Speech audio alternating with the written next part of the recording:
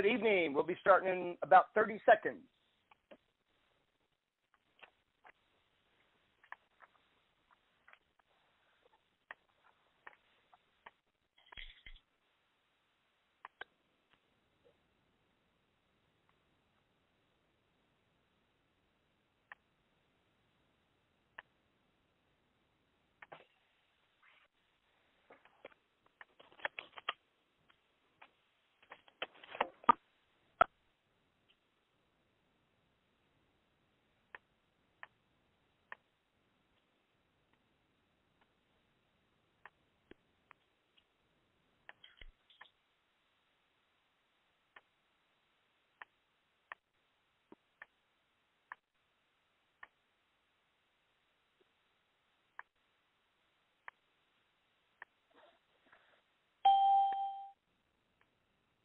Okay, good afternoon, everybody. Welcome to the call. Listen, Joanne's connection isn't really good. Fortunately, she can hear us well, but when she talks, it breaks up. So I'm just going to jump in and start our call. I'm Thomas Kuster.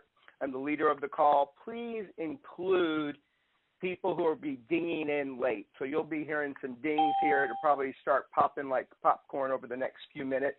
But good afternoon, and welcome to the call. What many of you may already know, and some of you may not know, but I've been leading programs, specifically transformational programs, for more than 17 years, and I've led to literally thousands of people. And the reason I do what I do is to fulfill on a commitment that I have, a profound commitment to people, a profound commitment to couples being powerfully united, profoundly reunited, and magically in love. I am the possibility of true love, love being expressed, love being experienced, and love being expanded wherever I am. And I am that the couple, and even what I like to say is your tribe, your circle, is your sanctuary, the place where you get reminded of who you really are, and without judgment. So I welcome you to the October call. I appreciate who you are, that you've made time to be here, and I promise that if you bring everything you've got, all the listening you can muster, that you'll leave the call being enlivened and lit up by the experience of yourself and what you're capable of. So there's this distinction. Oh, by the way, I am recording. That's one thing. And the other thing is I'm going to mute the line. I'm happy to say there's no background noise out there, but I'm going to mute you anyway. And then when it comes time for sharing, I'll unmute you. So give me 1 second to mute. So you're now muted, so you don't have to worry about your background noise, though I prefer that you pay attention and be present, which would be awesome, but I know sometimes there's things going on around you. So there's this distinction, and the distinction is love is expressed by whatever you are attending to. So I'm going to say it again. Love is expressed by what you are attending to. So it's a great question, like an inquiry. And by the way, an inquiry is a term of art for coaches, the coaching term of art. It means to keep something before the mind, like a question that isn't necessarily there to answer. It's there instead to cause a rising up, if you will, a rising up of thoughts, other questions, and ideas. An inquiry by design is to support us individually to break through something. So the inquiry I'd like to begin on this call and to have you lead with after the call is this. What are you attending to? What is getting your attention? In my coaching practice, the most successful couples tend to be the ones who are willing to own their own personal character imperfections or flaws, if you will. I hesitate to call them imperfections or even flaws only because just to have a personality, personality at all, will get in the way of any perfection. You understand? But when you are in a couple, there's what you bring to that couple that impacts harmony, impacts passion, impacts love being present. And the most successful couples are the ones who eventually, even if not at the beginning, are willing to see their own contribution to the lack of harmony in their couple without having to point out their partner's flaws. And they're also willing to be responsible for those imperfections and flaws and the impact on the couple, not like a fault, you understand, not like responsible to somehow be blamed for anything, but responsible as in able to respond. They have something to say about what they bring to the couple. They have something to say about their own stuff. Now, of course, I'm referring to the couple, but in reality, this can apply to any important relationship in your life. What about your relationships with your children? What about your relationships with your business partners and associates? What about your relationships with your parents? Even your relationships with your closest friends? Important relationships all share this dynamic. But you see, in the couple, an intimate couple, it becomes amplified. So over these next couple of minutes, I want you to listen deeply for yourself. I want you to listen in my sharing what might be there for you, like imperfections and character flaws that get amplified in your closest relationships. See, some of what I bring to my relationship, it's kind of like as a reaction, right? If I'm not getting my way, we're all children at some level, right? If I'm not getting my way, or if I'm not getting the attention I think I should get, because you see, that is my thing. My thing is, you got to make me feel special. It's critical that I'm special, feel special, know that I'm special, got to be the one. And when I'm unconscious, as sometimes we all can be, I will make it somebody else's job to make me feel that way. I know you know what I'm talking about. I'm sure I'm not alone in this. And if they don't do their job, again, I'm talking about when I'm unconscious, then I might get dramatic. I might act jealous. I might get defensive. And some other aspects of my not so glamorous personality is I might get resentful and hard to deal with. Now, I know you can't hardly believe that. How would you like to be married to that? But you see, there's a cost to these ways of being, and I hope you're listening clearly for yourself how it might be for you, how you might show up, and what it might cost you. See, those ways of being, well, they cost me love being present and experienced. They cost me relating at the highest level, not only with the one I love, but with anyone who's in my circle. It costs me being on fire. And you see, the work I do requires that I'm on fire. You count on me to be on fire. You count on me to take actions that are consistent with my passion. And my passion is true love. My passion is what I believe in. I believe in true love. I believe in love being experienced, love being expressed, and love being expanded. I believe the couple in your tribe are your sanctuary and your place of refuge, where you get reminded of who you really are, and without judgment.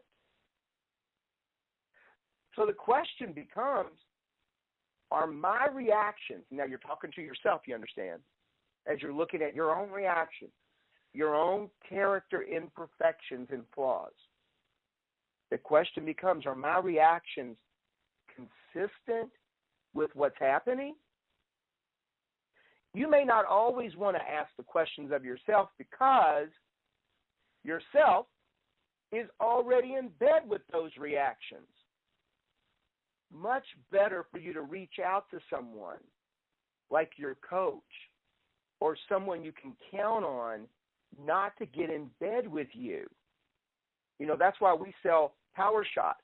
It's a one-time call. It's $75 to dig into what's happening right now. You may not want or need ongoing coaching. You might just need somebody you can count on, not to get in bed with you regarding your reactions, but to simply help you see that your reactions are inconsistent with reality.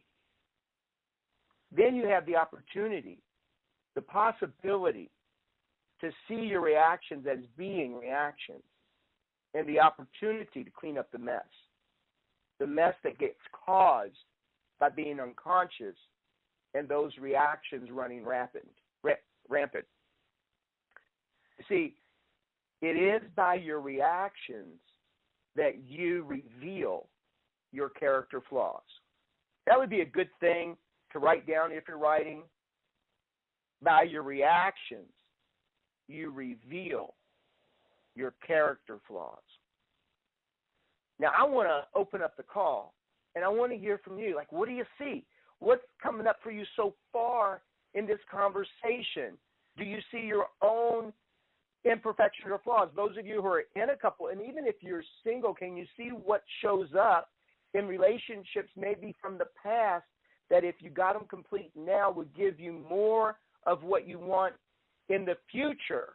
But before I open the line, I do want to be responsible for what I'm sharing with you. I want to be responsible for that the guy who's talking here, that would be me, is clear about his reactions. And I want you to know that this guy's also clear that he's responsible for those reactions and the impact those reactions can have on all the relationships that he holds dear, especially my most intimate one. And because I am responsible, I am quick to clean up the mess. And I want you to take that on for yourself. But I also want you to know that because I'm responsible, I deal with being conscious ongoingly so that my reactions don't have a chance to run me. So now I'm going to open the call. I want you to know that I'm listening to you the same way. So whatever you share, you're not getting stuck with like that's who you always are.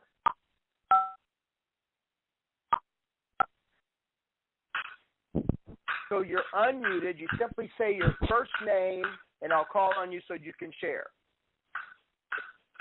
This is Ed. Ed, thank you, Mr. Williams. Good evening, Tom. Well, I guess I have to own that when I am unconscious, I am a fixer.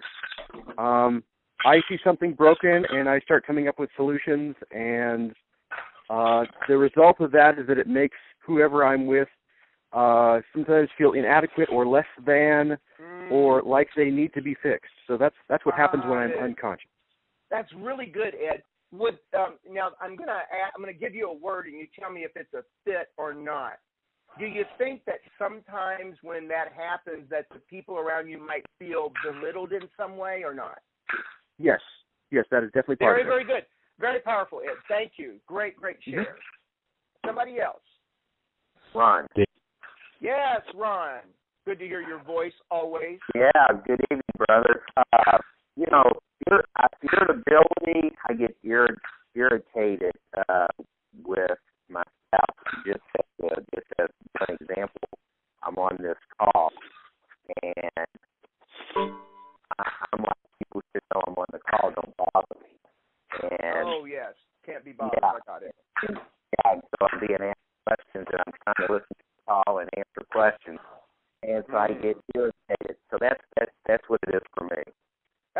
good, brother. And, I call that, and see if this is something that you can try on for yourself as a metaphor. I call it the porcupine syndrome.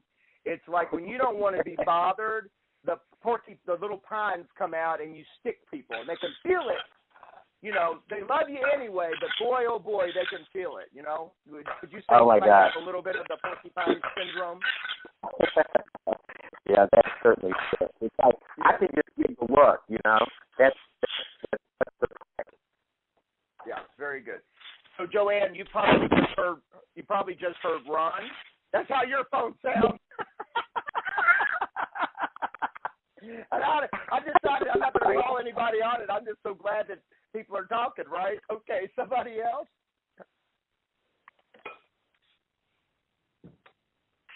Come on, one more. This is David. Thank you, David.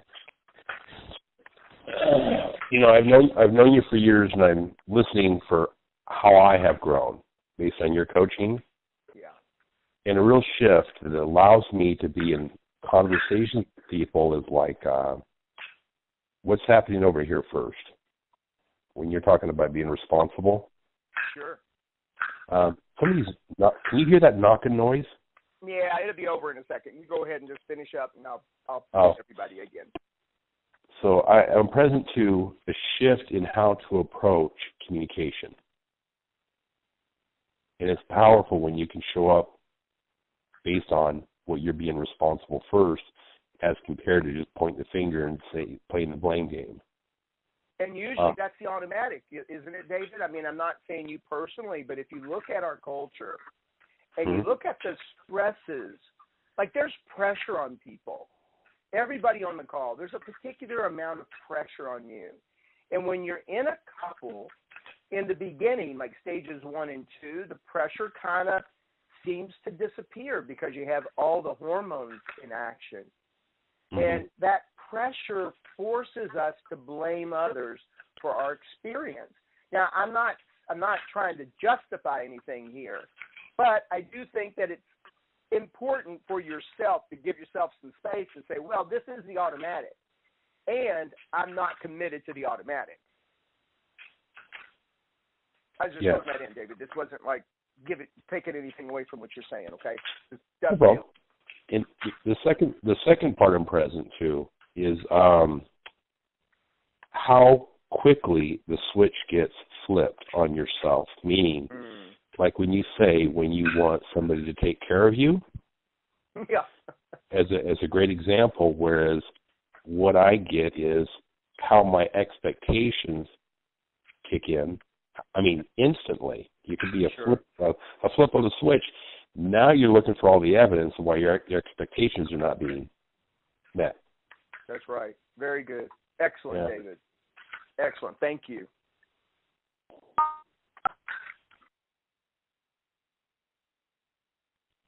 Okay, I've muted the phone, so if somebody tried to share in that moment, I apologize because I wouldn't have been able to hear you. But we'll be opening the call up once or twice more as we go. So this is very good. So you remember how we opened the call, and what we said is that love is expressed by what you are attending to. Think about some of the things that you love. I'm not talking people right now. Just think of some of the things you love. I love my business, so it gets a lot of attending to. I know that most teenagers love their automobiles, and those get a lot of attending to. I know one of my nephews just got a new truck, and I bet you that truck gets a lot of attending to. And, there are those of you on the call who I know personally, and you have gardens and you love to garden, and I know those gardens get attended to. So there are things in your life that you love, and love gets expressed by what you're attending to.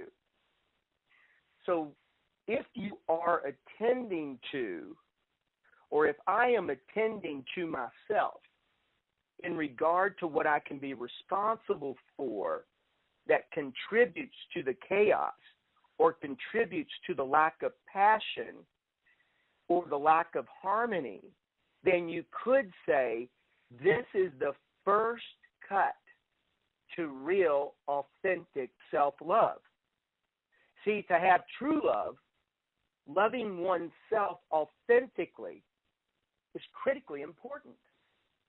Now, why do I say loving yourself authentically?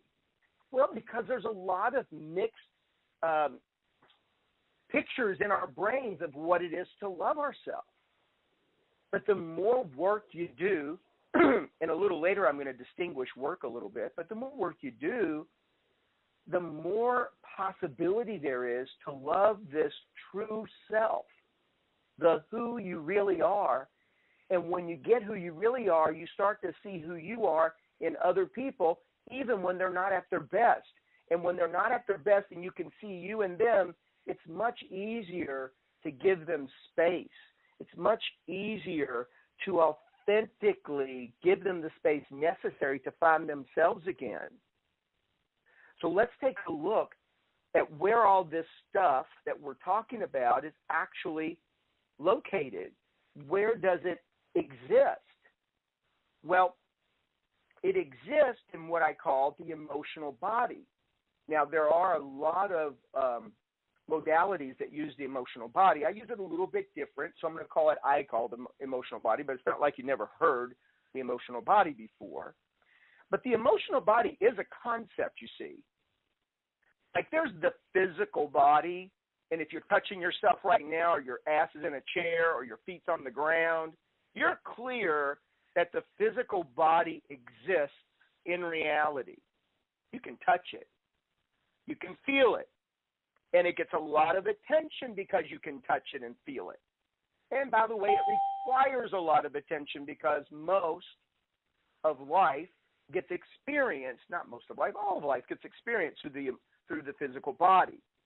And of course, there's the spiritual body, again, conceptual, but has a real impact on a human being's life.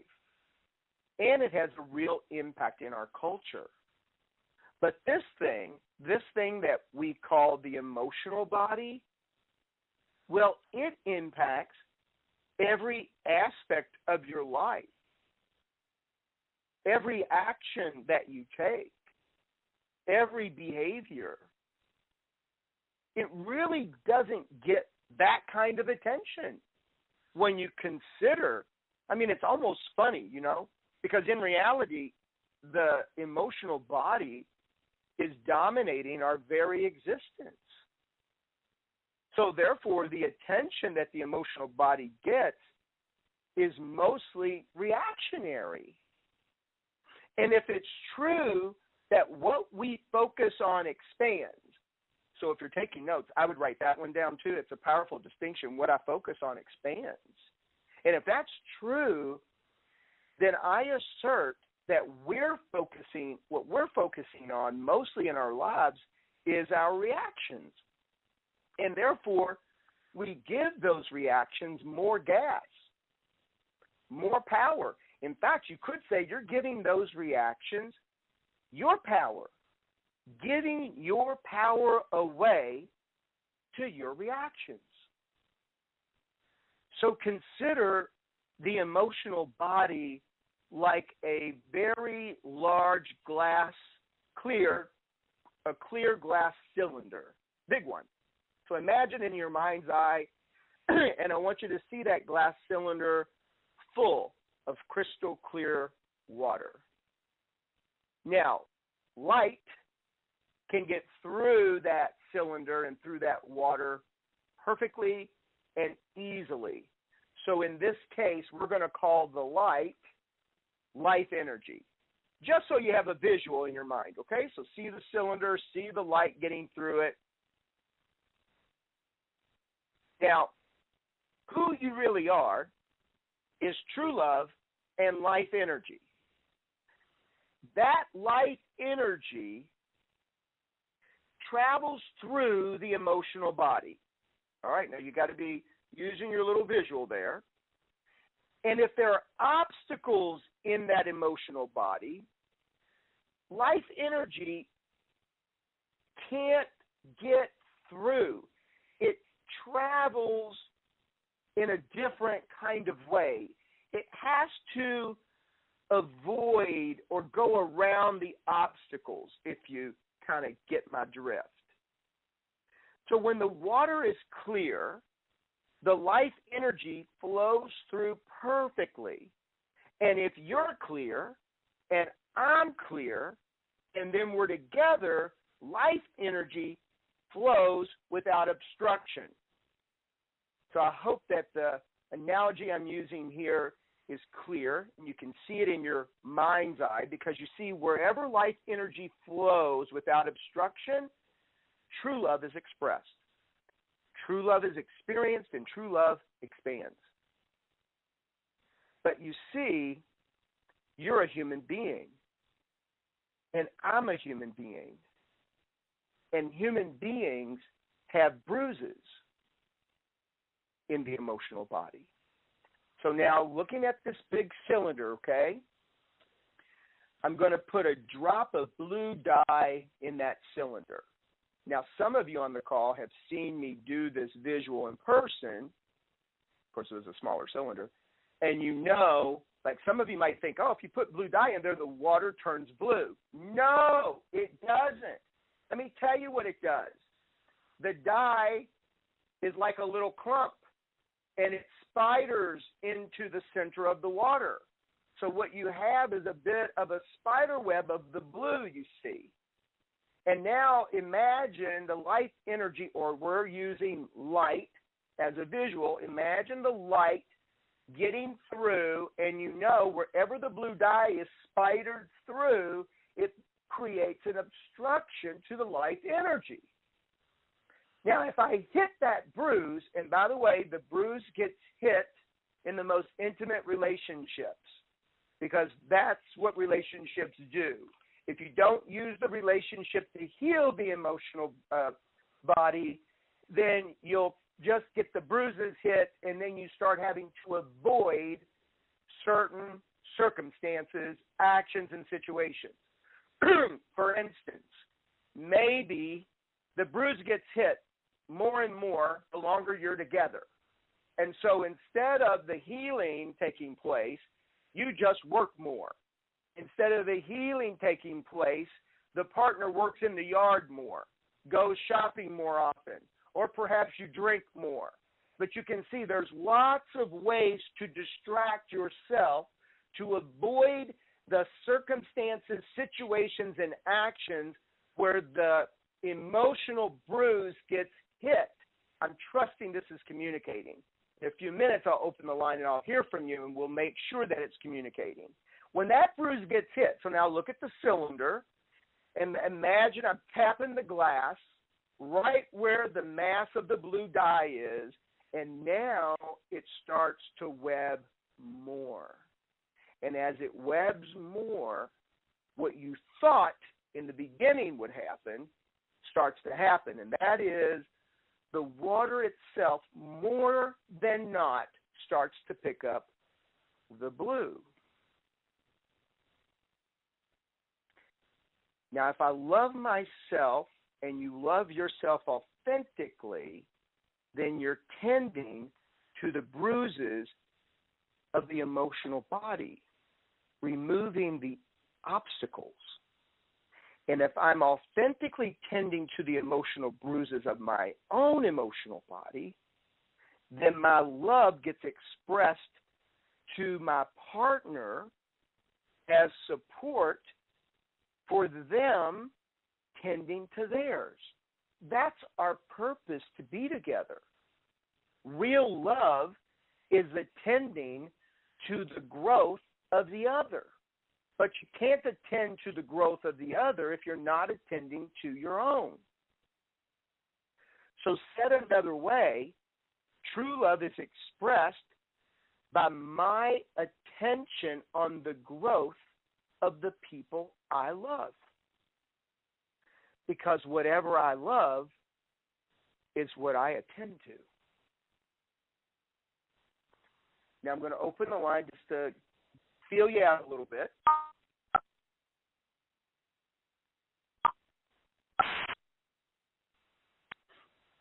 Let me hear just from a couple of you. What do you hear? What's going on? Anything just to kind of give me a feel for what's happening out there in telephone land, okay? Thomas? Tasha, how about you? Oh, yeah, go ahead. Don't say my name, say yours. This is Cheryl. What I'm hearing then, or what I'm wondering is, so the things that the bruises that we had from past relationships, things that didn't work for us in past relationships, are those are the things that we want to work on now, so that in my case I'm single, so if I get into a relationship, then I don't want to allow those old bruises to resurface, or I want them to be completely gone, or that's kind of what I'm getting from this, is I need to allow myself to let all of that go and just start new again, just to start with a clean cylinder, just a clear cylinder of light and with no obstacles in the way. Yeah, don't you wish, right? Yeah. I mean, that's okay. the goal. That's the goal, I would imagine. That's the goal. Yes. Well, it's really good. So really good what you're saying. So I'm gonna visit it a little bit of a different way. So I want you to know that you are on track. But what I want to say about the track you're on, and this is really great, Cheryl, it's so spectacular, and I want everybody to listen in, because, see, the automatic way of being human is going after these most recent bruises, like, oh, in my last relationship, this is how I got hurt. Now I'm going to try to heal that. The relationship before that, maybe it was this way. You follow? But what I want you to consider, Cheryl, is this. I want you to consider that any relationship you had where you had pain, and by the way, all relationships are pain, okay? Being alive is pain. That's what it is to be alive. And it's a matter of how we relate to problems and pain determines the quality of our life. That's a different conversation. I'm not going to go down that path yet, or tonight. But the bruise that I want you to start to pay attention to is what I call the initial bruise. So remember, the cylinder was clear. See, you didn't go into any relationship with a clear cylinder, because when you grew up at about 6 to 9 months old, you distinguished yourself from your mother, so you were now separate. There was you and there was them. And then you got a little older, and at some point in your young life, there was this moment where you got betrayed. You might have been rejected, betrayed. In some way, you were forced to see yourself as not adequate. And I call that the emergence of the self-image. See, because, Cheryl, before the first time you were rejected or felt betrayed, and by the way, none of it might have even been real. It was your perception as a kid, right? But when that happened, until then, you didn't need a self-image. But once that happened, all of a sudden you have your own eyes on you. You get it? And when that happened, that was when I put the blue dye in the water, that was the drop. Got it. And then everything that happened after that, Cheryl, this is the good news and the bad news. Everything that happened in every relationship, that's the bruise that keeps getting hit. But every time it gets hit, it starts to web out, feather out. Can you imagine it feathering out? Can you kind of get a spider web in your brain? And it feathers out. And it looks like maybe, unless you're looking at it the way we're looking at it, it will seem not connected. But they're all connected. That's the beauty. The beauty is, if I start to watch my reactions, the reactions can trail me back to the initial bruise. And that is what you want to heal. Does that communicate? Yes, it does. Thank you. Very, very good. Thank you, Cheryl, for doing that. It made a big difference. Anybody else before I put you back on mute?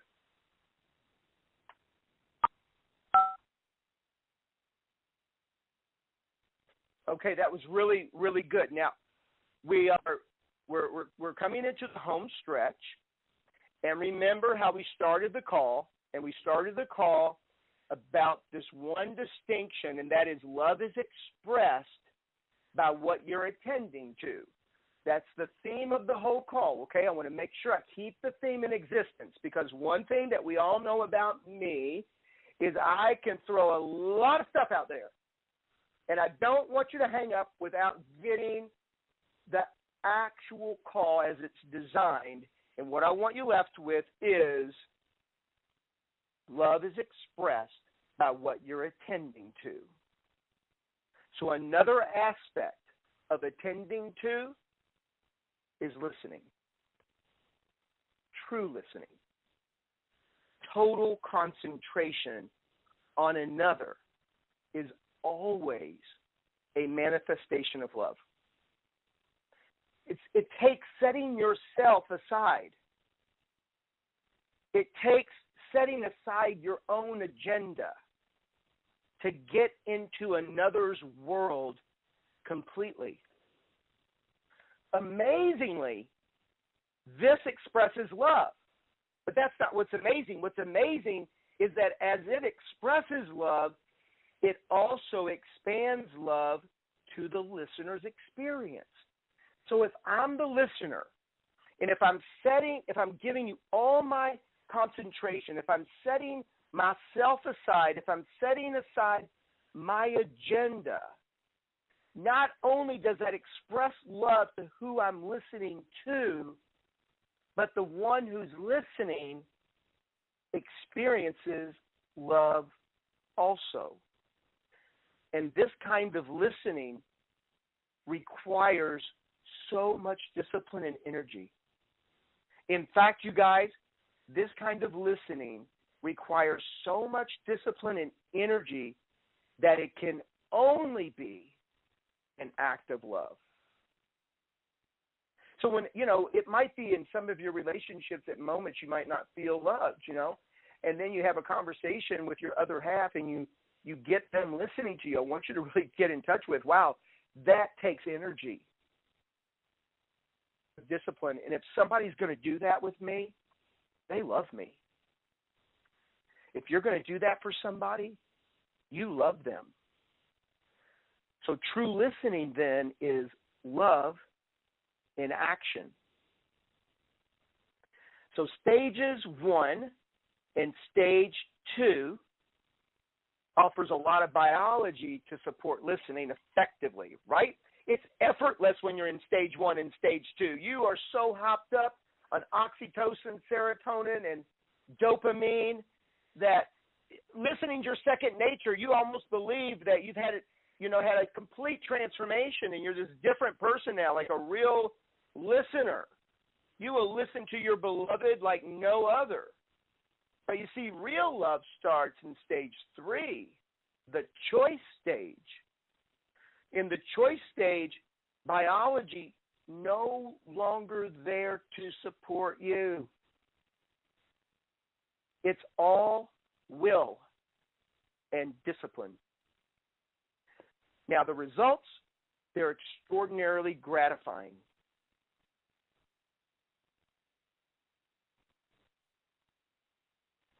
And now the reason there's this pause is because I scribbled some notes and I frickin' can't read them. Daggone it. One result is that the obstacles that are blocking the flow of life energy starts to dissipate. It starts to open up where love can get experienced. But by the way, this practice will never be effortless, you guys. So don't even pretend. Don't even pretend you do it often enough, it's going to get easier. It's not true. It will always take effort. It will always take energy. And it will always be an act of love. Now, some blocks and some obstacles, as I was discussing with Cheryl, such as true emotional bruising, like the initial bruise and then how it gets hit and starts to feather out, requires more to relinquish them of power. Now, another distinction to write down is that anything undistinguished robs you of power. So when you distinguish these things, like this stuff we're doing right now, as you're distinguishing them and making them relevant to you, because you are a human being and all of these things are relevant to you, then you start to relinquish them of power and you start to get your power back. So in order to heal the initial bruise. You want to trace back as far as you can. Now, a question I often get from people, I can't see that far back. Fine. As far back as you can see, whatever the incident is, let's heal that one and let that guide you back a little further. But there's 4 steps to healing the initial bruise of the emotional body. Step 1 is to acknowledge it and name it. You see, in the emotional body, there is no language. If you want to bring power to something, you must give it language. So you acknowledge whatever the source of the bruise is and you name it. Then number 2, you tell your story out loud or write it down. What do I mean tell your story? Well, generally something happened, you see, and something happened between you and somebody else or a group of somebody else's. And you have a story about it. You have a memory. And that memory, you're putting words to the memory so that you can express it. You want to do this out loud to yourself. I don't mean in your head to yourself. Like you can do it on a recorder or you can write it down. It must be out loud because when you say things out loud or when you write them, you will give language that you won't give them when it's in your head. Then number 3, you want to now create a story from the other's point of view. So let's say it's a story that your story is about you, Cheryl, and your mom. I'm just making this up, okay? And so you have your point of view of what happened, and you write that down. This is what happened.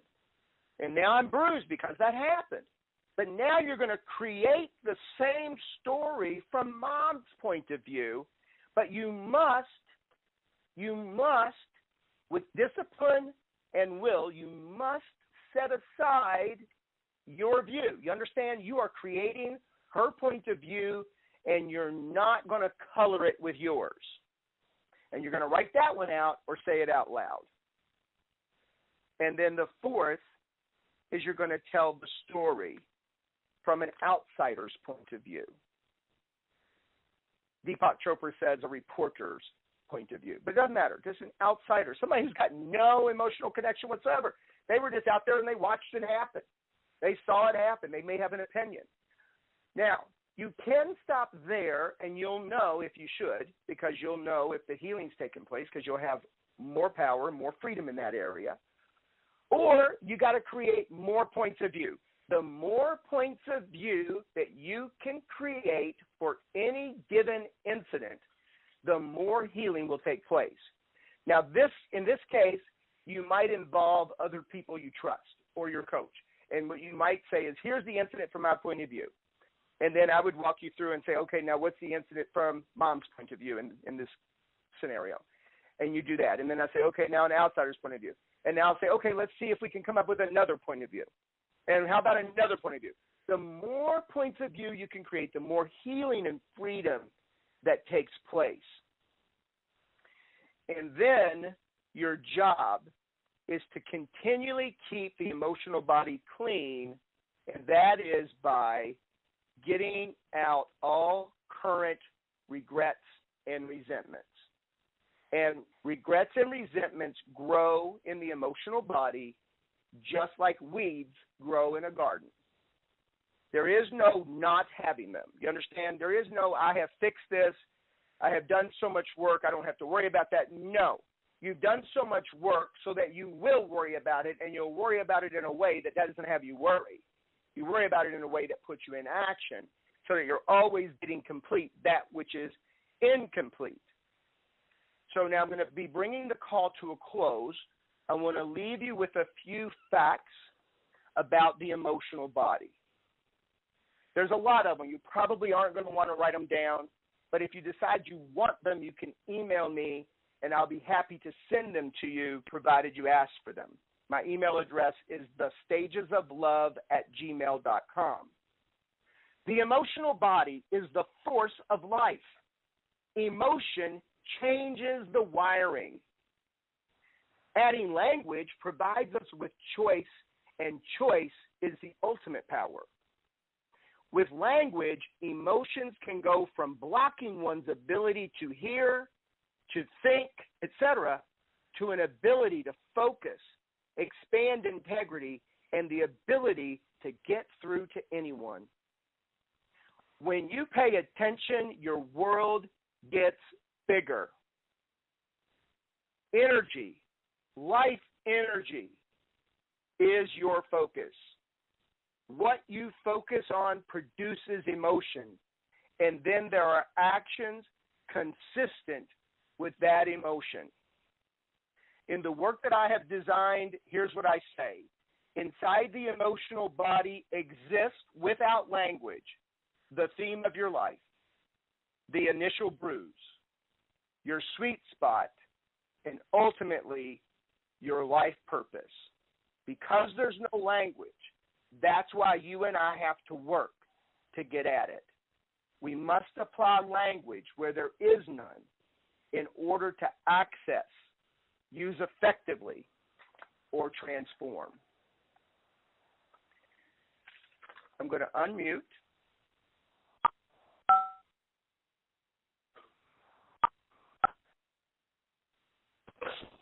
And I'm going to leave you with what we started with. There is a distinction that love is expressed by what you're attending to.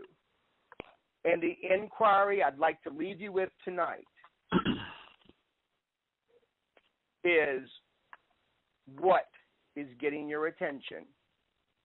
What are you attending to? Please put in your calendars, our next call will be November 16th, same time.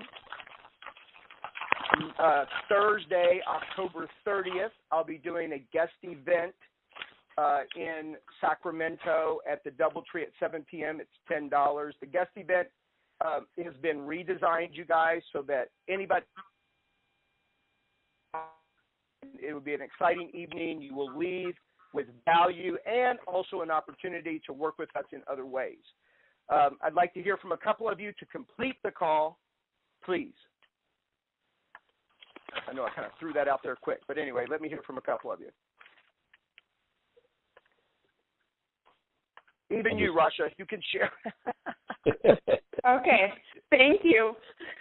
Yeah, you're welcome. And by the way, I want to, I said to Rasha earlier, I want to introduce you because Rasha, most of you don't know, but Rasha is my business associate. She's working with me directly. She's in the process of getting certified as a coach with me, and she will be working with me hand in hand on our coaching practice. So, and I'm thrilled, honored, and happy to have her by my side. I say that I'm the water, and she is the glass. Like, she brings structure. You guys know I am freaking scatterbrained sometimes. She brings it together. So I love her for that. Okay, go ahead, Rasha.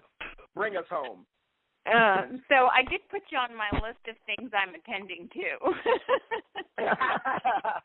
Good. I like that. Thank you. I feel loved. But, I one of the things I put this morning after when we were having this conversation yesterday, is really creating a relationship with my cousins. So I realized I'm missing in my life, like, love is expressed by what you're attending to, and I have not been attending to fostering those relationships. And having my parents around rekindled that for me, and really just committed to bringing those relationships alive in my garden. Beautiful. Love it. Thank you. Anybody else? Anything to bring the call home, complete the call? This is David. Thank you, David. You know what's so powerful for me in these calls, Thomas, is adding language to experiences. Yeah. Mm-hmm. Yeah. It deepens the distinctions. It's like you brilliantly say, you bring it home. You're having the experience, you have these calls, and I'm like, boom, that's it. Yes. And thank you for saying that, David, because in reality, everybody, it is bringing language to experience like an art form. So as we work together this way, you get a little bit better at bringing language to things. I get a little bit better at bringing language to things. And when you're able to bring language to experience, worlds open up for you and for other people. Please share that these calls are available, you guys. see if we can get some other people who would be interested in this kind of work on our calls. That would be a beautiful thing. I'd really appreciate that. Having a lot of participants makes it a lot of fun. But I want you to know that I'm very happy that you're here, and doing it for you is worth it to me. So I'm not going anywhere. But if you're willing to share it and get people on, I'd appreciate that. So have a great, great night, and thank you very, very much for being on the call. Thank you, Thomas. Bye, everybody. Thanks. Good night, everybody.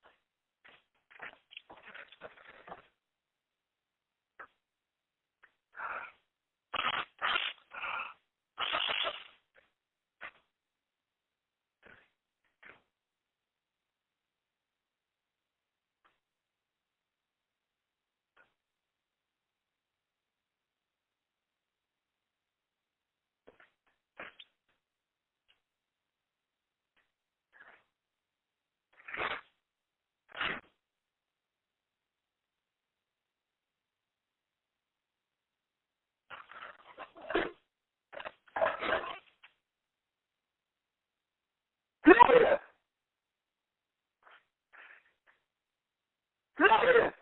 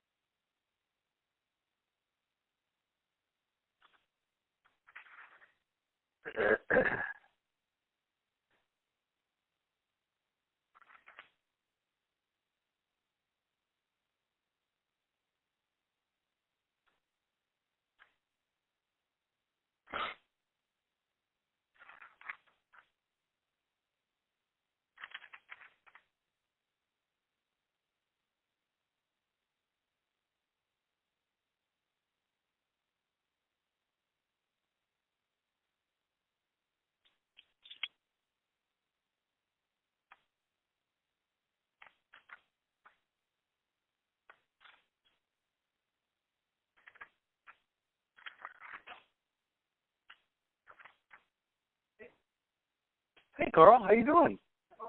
Fantastic. Yeah. Welcome home.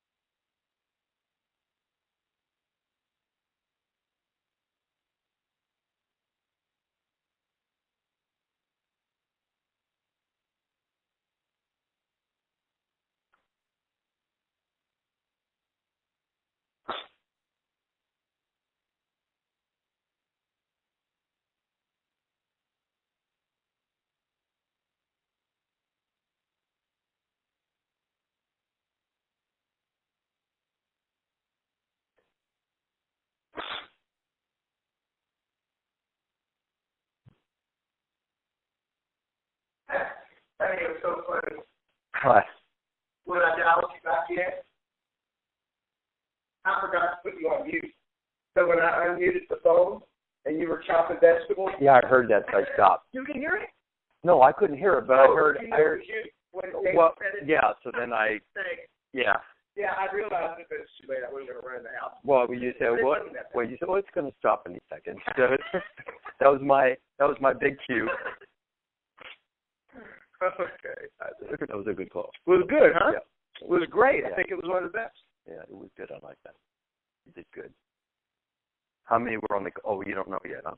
Probably like 15. There was less than 20, so it wasn't a good attendance. But like I was talking to Ron, I said, "Well, what do you think is the culprit or breakdown?" I said, "Brother, in the beginning, all I had to do was call people, ask them to be on, email people. I was milking Facebook. I was milking the emails. I said, but now I'm too busy. I don't have time to do all that, and I don't have anybody to do it for me." And I said, Rosh, I can't do that? Well, she's got a busy life, too. I guess she could, but here's where I ended it with him. And I might look at it again. But I said, but the truth is, the people who are on the call are people who want to be on the call. That's number one. Number two, the call gives me material. It forces me to study and do some particular work. So I'm ready for a short call. And those give me new distinctions for the work I do. Mm-hmm. So that's the benefit. And it keeps me fresh, keeps new stuff coming up. So what's my point? And as long as I'm getting clients, I should spend my time on clients, not my time trying to get people on the call, right? Okay. That's what I think. Well, maybe you might want to, like I said, have somebody do that for you, call people or go on Facebook or whatever the case may be. That's, they'll untie you, Right. And Ron said, he goes, I really like that you welcome people to the call instead of Joanne. He said it was more friendly. It just felt better. More personal? More personable, that's what he said. Mm-hmm. More personable. And he really liked that. And I said, okay. I like it too. I like it. I'll do that. I mean, I don't want to leave her out because I know she likes to contribute, but she's driving crazy, really, because she was robotic. Oh, welcome to the car. I mean, it was just robotic, and I'd say, come on, Joanne, loosen up. Be more yourself. Say hi to people. She just couldn't bring herself to do it. She'd just be like, the call will begin in 3 minutes. Yeah. Thomas says that you should take notes. If you like to take notes, get a pencil and pen now. Things like that, it's just very robotic.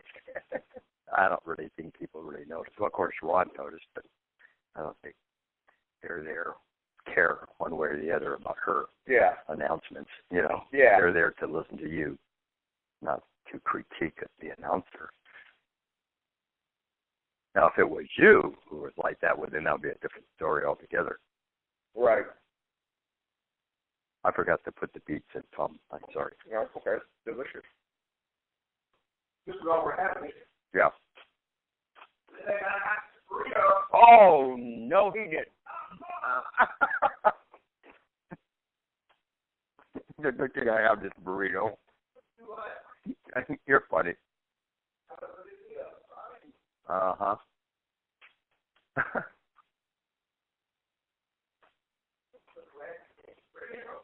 Yep.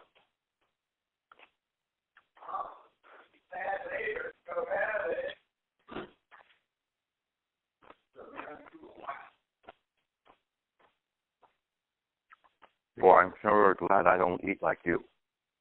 I would be big as a house. Well, here's what, you may not know this, because you're used to physical activity is what burns calories. Mm-hmm. But your energy burns calories. Thinking burns calories? A lot of calories. Who told you that?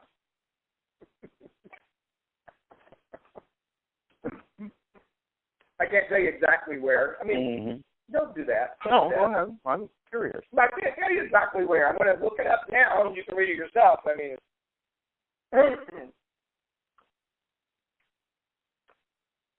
I just think that you just naturally burn a lot of calories because of your energy. That's what I think. I don't know about the brain. Yeah, writing and thinking and doing the stuff that I do, that burns a lot of calories. Yeah. Maybe I ought to bring that to attention to Joanne then. Because she'll be skinny as a rail. That's a good point. She does think a lot.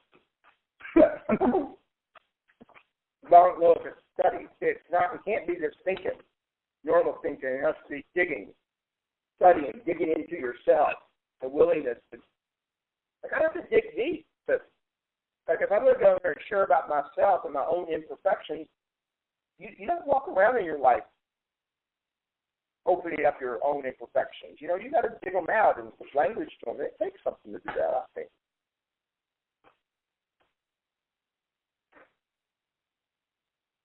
How many calories does studying burn?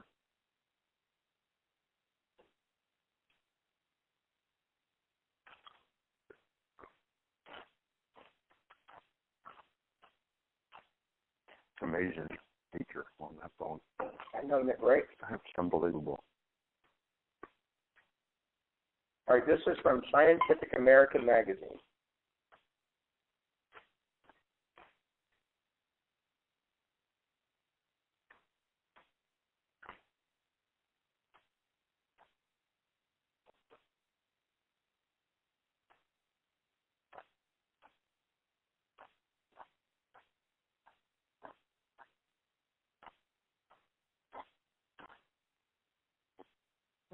I thought your call went to 7 o'clock. You stopped at 10 till. Yep. One of the things in the coaching that Brother Ron gave me was quit trying to fill the hour and really create something for people to walk away with. And if it takes 30 minutes, 30 minutes. If it takes 45, it takes 45.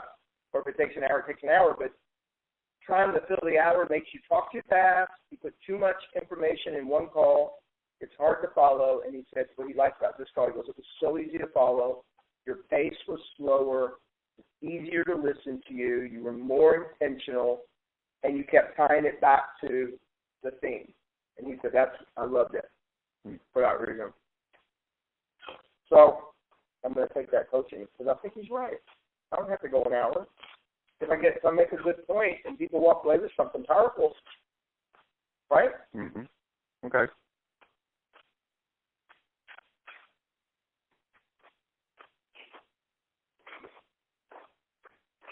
And your brother Patrick didn't get back to you, huh? He did call me and left me a message, and I called him and got his voicemail again. And guess who the Hawaii person was? You don't know the guy. Oh. His name is Arnold. Arnold was my instructor who taught me how to deal cards. Oh. Got me my casino job. Oh.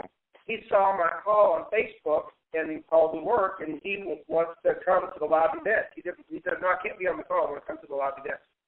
So he's going to come on October 30th. From Hawaii? Oh, sorry. He's from Hawaii, but lives here. So his phone is still a Hawaii phone number, but he lives here. Okay. I just didn't recognize the number.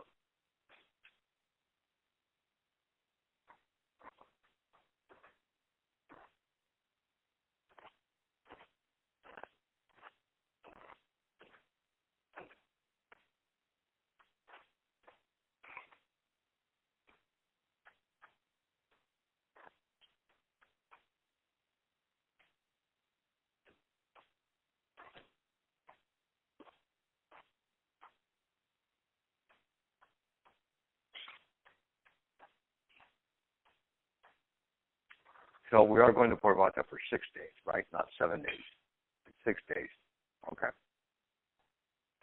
Right. Well, we do have the place for 6 days, 5 nights. After you're telling me. I'm telling you. Good. Yeah. I think, honey, I vividly remember her now talking to me about the extra day. And it is all-inclusive. The whole week is all-inclusive. Okay.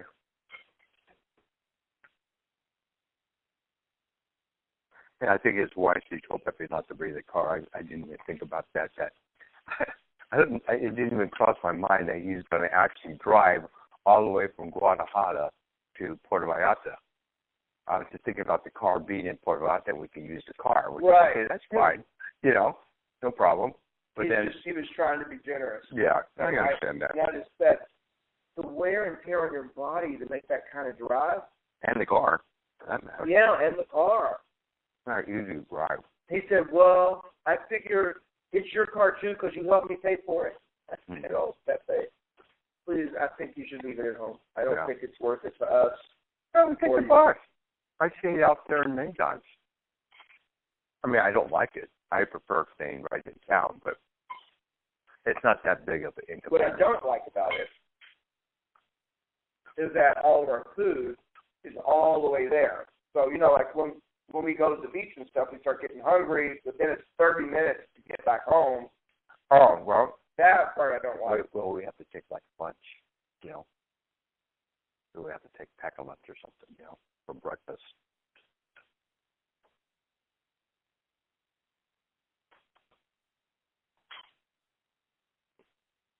Or we could just leave after lunch. Lunch is maybe we should have an early breakfast and then have an early lunch and just leave right after lunch. And then take some snack stuff off the lunch. Yeah, that'd be better.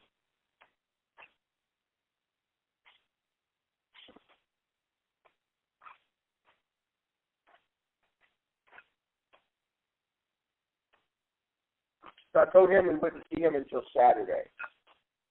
And he said, oh, no problem. Enjoy your personal time together.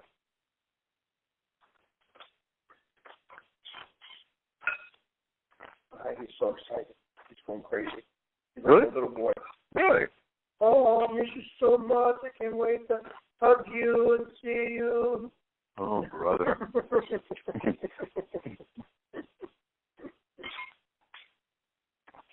Distance makes the heart go fonder. You forget about the life you had. Yeah. No, we're not going to pack him in our suitcase or anything.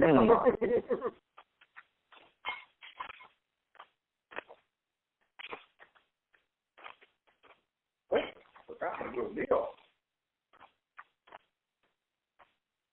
That was delicious. Thanks. You're welcome.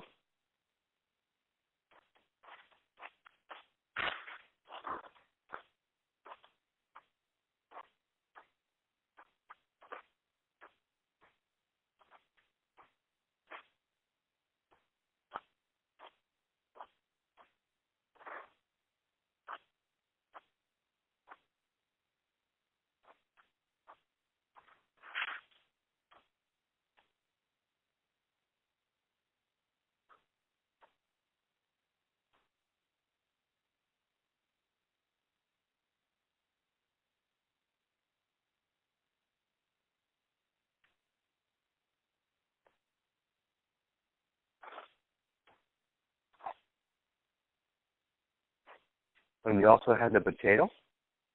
You shaved half of the potato? Mm-hmm. Mm. I love to be able just to come up and then peel a few off.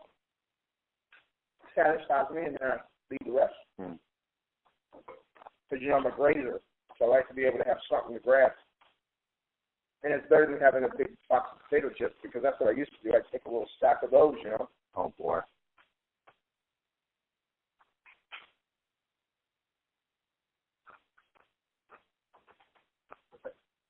Yeah? Mm-hmm. Like your teeth. That was a little rough.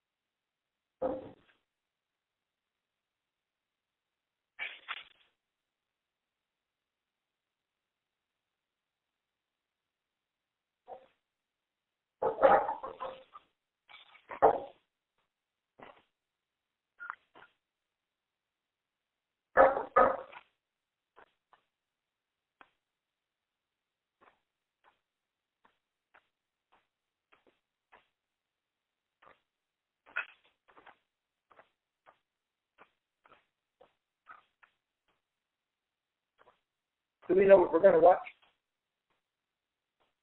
We still haven't finished the Resurrection? Is there another program we're watching? How the Murder. Does that come on tonight? The murder program? Or was it Thursday? How to Get Away with Murder? I don't know.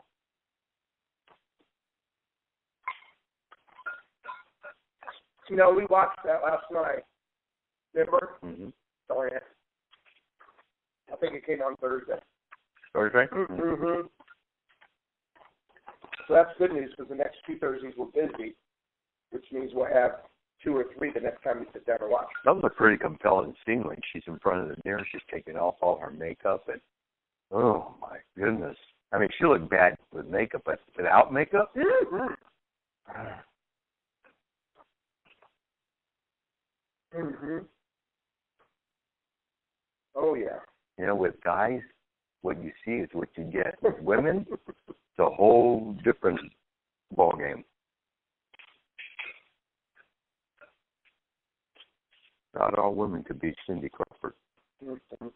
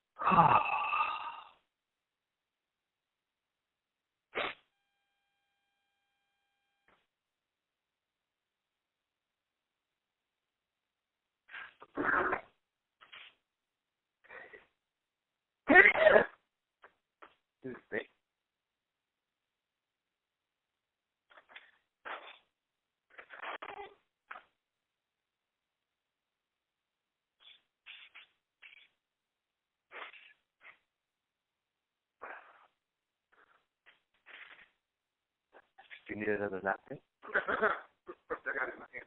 Oh, okay. 100%.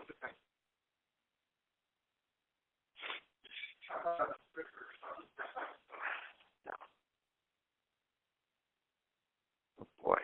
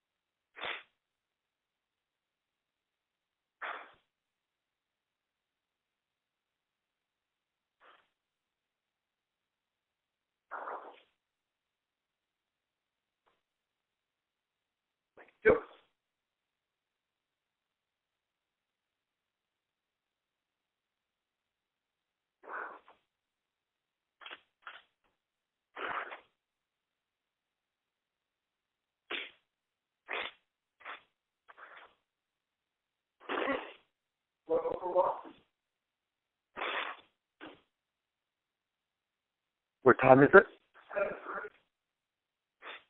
Okay.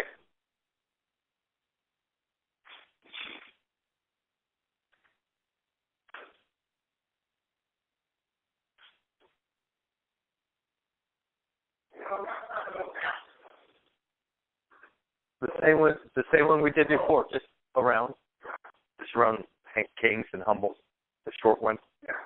15 minutes, 20 minutes. Okay.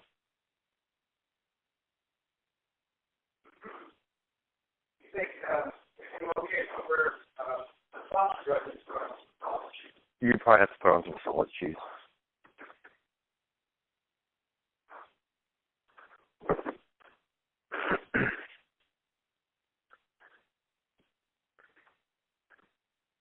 You want your phone and all that up here? Yeah.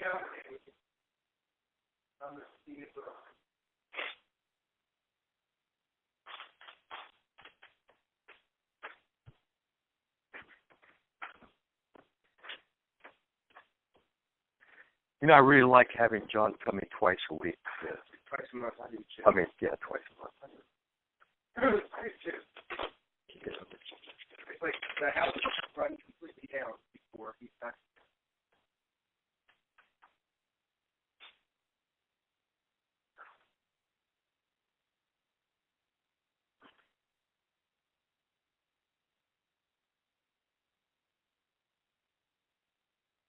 Did I take your side?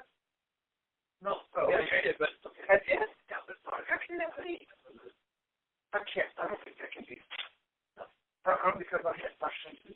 Oh, yeah, I didn't have thoughts. Oh, that's right. These are not.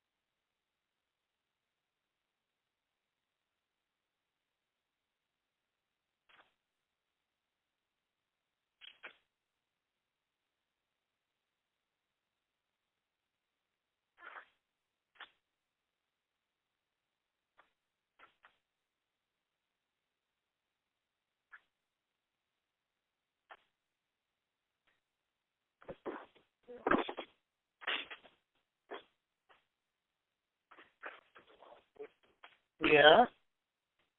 I've never heard you say that before. You know that's a joke, right?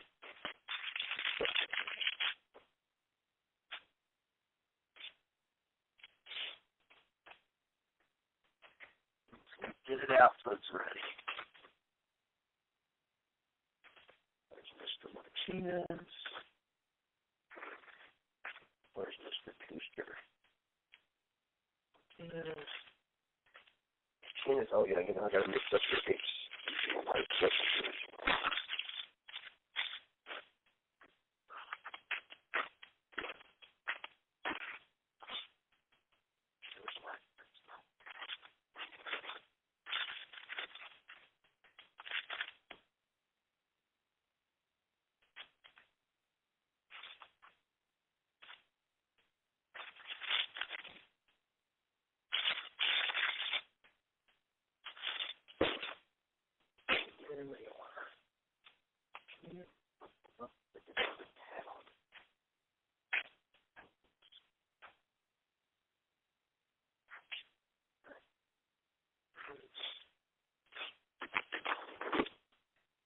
And Thomas. And of course, we're going to need to bring down our Simone.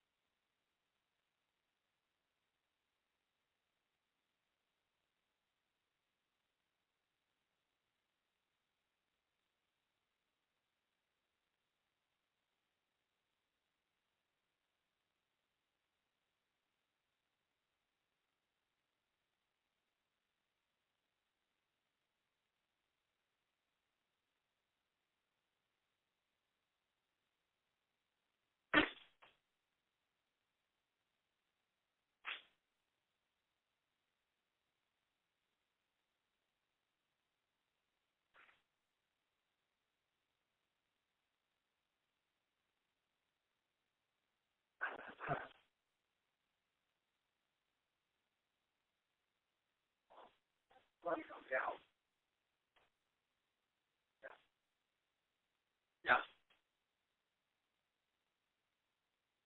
Okay. All right.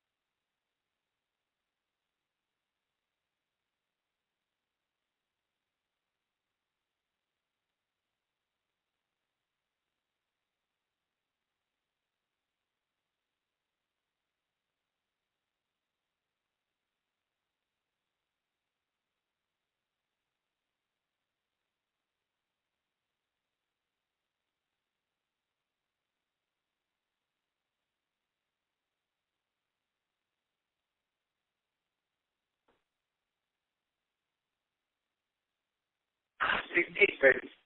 Take it out of there.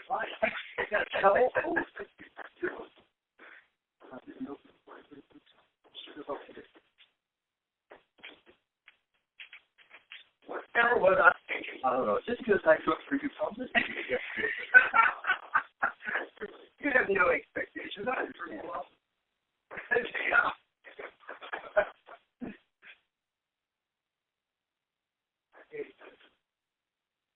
When you do, you sure do, baby. And when you don't, God forbid, you don't even know you didn't. When you don't even know you didn't. That's a good one, huh? No, we're about to. Your favorite in this condition.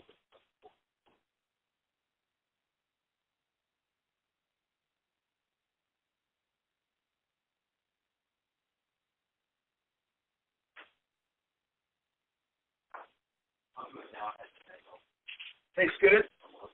Does it taste good? No. As usual. That doesn't take it.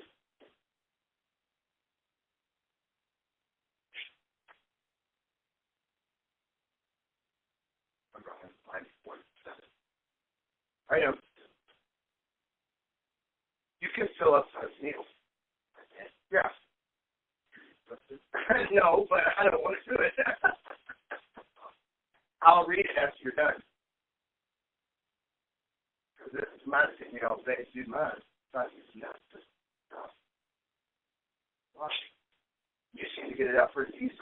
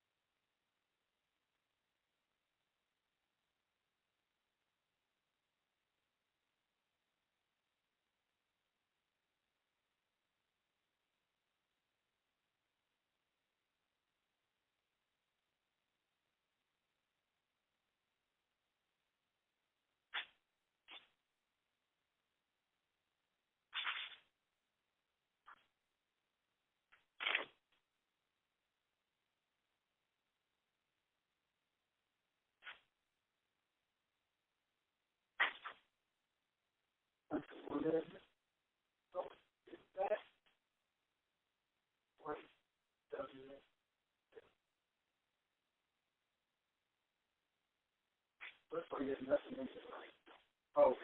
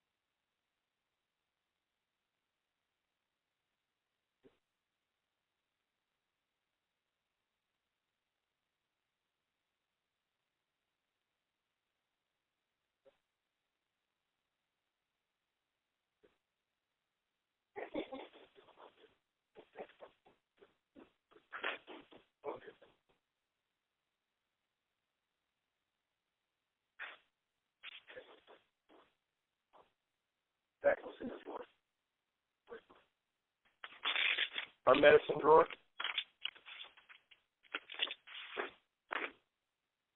You know the medicine drawer, don't you, darling?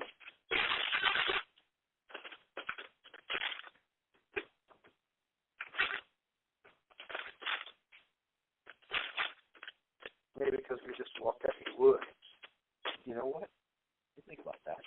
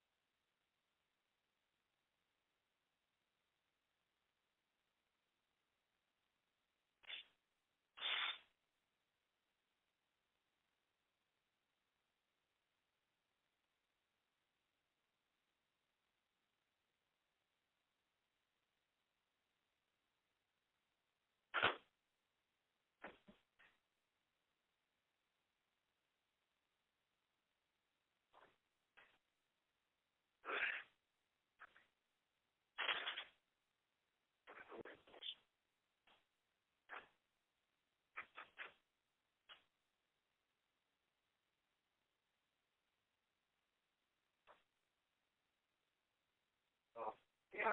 Do me a favor. Can you give me the remote?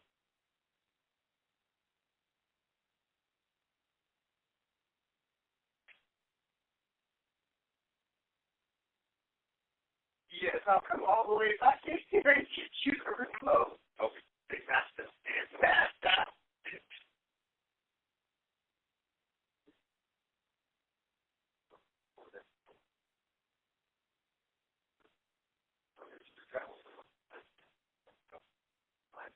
That might be good on your back. Here.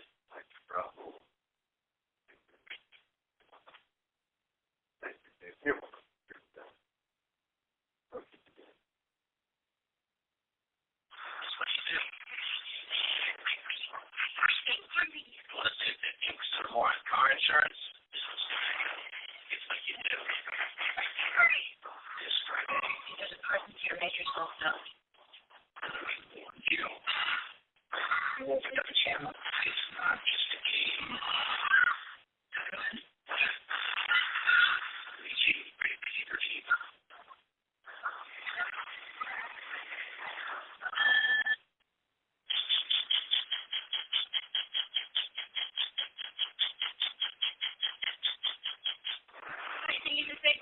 Former mentee was charged with helping her 93-year-old terminally ill father kill himself. She says he couldn't have been clearer about how he wanted his life to end. He asked me to hand him the bottle, and I did. I had the dosing instrument in my hand. He took the cap off. He drank what was remaining in the bottle. The juke stuff. I I could have, I think. I mean, he did pretty quickly. But no, I didn't try to stop him. Should terminally ill people be able to end their own lives? That's our story tonight. Oh, it's going to be a good one. Yeah. It all started here in the Yukon. And now there's a new gold rush going on. They make it work millions. It's not the safest place in the world to work. Oh, but it doesn't bother this man. Who may have figured out how to become the richest prospector of them all. What are the odds that there's going to be gold? They're extremely high. Like, pretty well, I could almost carry people. And a lot of it. 7 million ounces of today's gold prices. What would that be worth? It's probably close to $10 billion. Italy is home to 2/3 of the world's cultural treasures. Double A is the country's too broke to keep its historic ruins, churches, monuments, from crumbling to dust. But now, some of its most treasured and endangered landmarks are being saved, not by the government, but by a more respected and valued institution. The fashion business. That is a very famous Kennedy speech. What is possible for us to do for our country, we need to do that. I'm Steve Croft. I'm Leslie Stahl. I'm Morley Singh.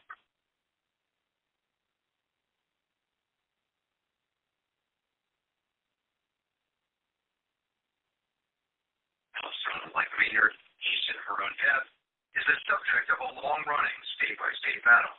Our story tonight is about a woman who was prosecuted for allegedly helping her 93-year-old father kill himself. Barbara Mancini lives in Pennsylvania, a state that does not have a law like Oregon's.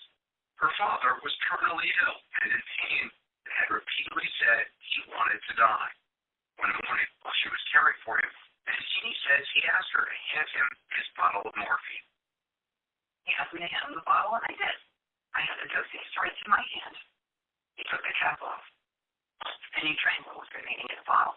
Could you so? I could have, I think. I mean, he did pretty quickly. But no, I didn't try to stop him. This is Barbara Mancini and her father, Joe Yorshaw, in happier times at Barbara's wedding in 1994. Yorshaw had served in Europe during World War II and earned a Bronze Star in the Battle of the Bulge. Barbara had always known him to be industrious and strong-minded. He was active well into his 80s. But by last year, he was 93 and suffering from kidney disease, cardiovascular problems, and a host of other ailments. His medical records say doctors expected him to live 6 months or less. He was telling anyone who would listen he wanted to die. He had very focused convictions about how he wanted to live. And being independent was a big part of that. He didn't want to wind up infirm in a hospital bed. No. He knew. Absolutely not. He was adamant that he never wanted to be in a hospital. He was wishes and ways to make Barbara his healthcare proxy. He stopped taking medications that might prolong his life and enrolled in a hospice program. This wonder of February 2013 at his home in Huntsville, Pennsylvania, said he asked her to hand him that bottle of morphine. What do you think when you saw him drink it? I said, can't start with everything to say about it, but now I think. And he said, I want to go to sleep. No, I think mine helped. And I just. Power of attorney is done, but I don't. That's how didn't yours. I feel it's Alberto. I think, he started to talk. And what did you think this is him saying goodbye? Yeah. Did you think at all about calling a hospital? No, I would not have done that. Because it was expressly his wish. And I promised him I would honor his wishes. What was his wish? No hospital. Was that what it was? Yeah. And I want to go to sleep. And I just. I wasn't paying attention. Stopped taking medications that might prolong his life and enrolled in a home hospice program that prescribed. He had very focused convictions about how he wanted to live. And being independent was a big part of that. Just being able to wind up infirm in a hospital bed. No. He was to be in a hospital. He put his wishes in writing and made Barbara his healthcare proxy. He stopped taking medications that might prolong his life and enrolled in a home hospice program and prescribed doses of morphine he could drink to ease his pain. It was in February 2013 at his home in Pottsville, Pennsylvania, that Barbara says he asked her to hand him that bottle of morphine. What did you think when you saw him drink it? I said, well, I think he just drank a lot of morphine there. And he said, I want to go to sleep. And I just sat down next to him, and I held his hand. And he lay back, and we started to talk. That's where you think this is him saying goodbye? Yeah. Did you think at all about calling a hospital? Never calling him. I would not have done that. Because it was expressly his wish.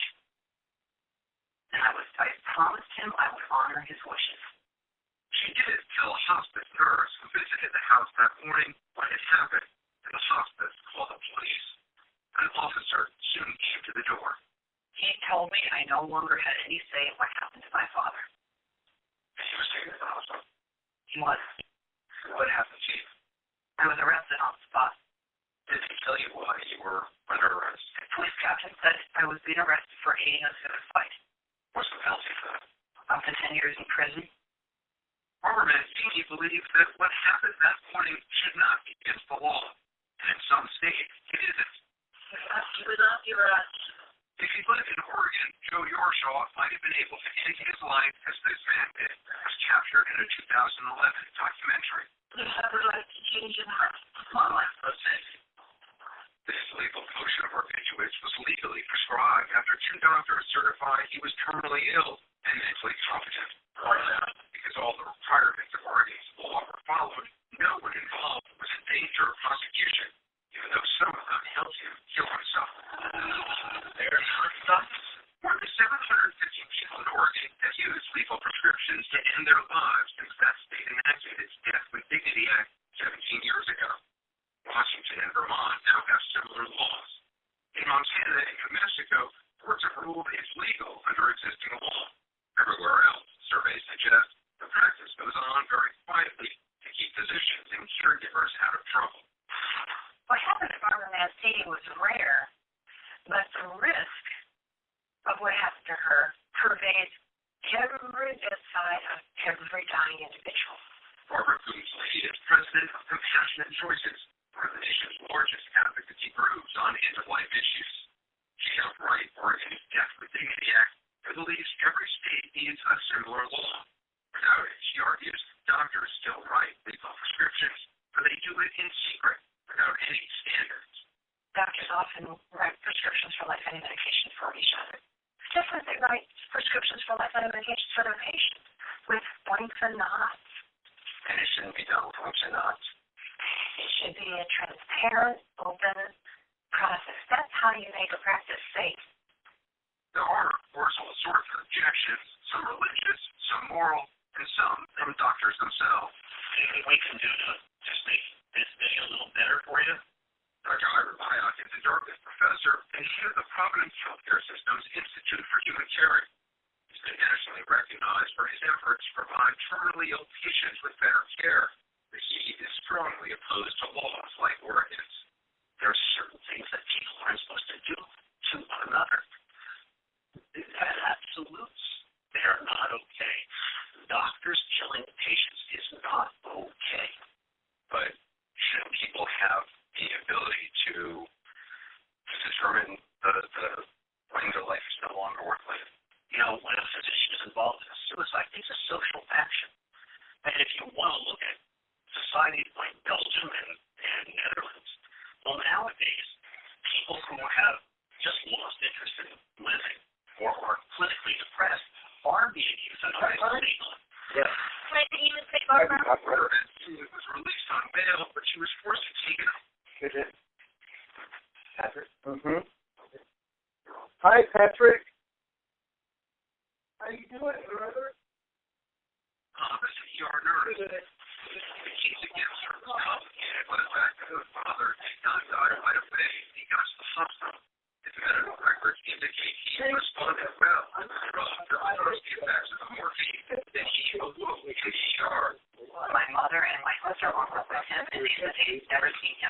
angry and his entire life. Pulled out his ID. Yeah. He apparently pulled out the wires for the heart monitor. Tried to get out the beef. 4 days after being taken to the hospital, Joe Yorshaw died. His death certificate lists morphine toxicity as the primary cause. Hospital records suggest a number of other possible causes, including aspiration pneumonia and failure to thrive. The records also show that because of his daughter's arrest, Yorshaw's family allowed the hospital to provide medical treatment. He specifically said his living will he didn't want. Barbara Beasley, the studies in medical journals indicate that's common, even with no arrest.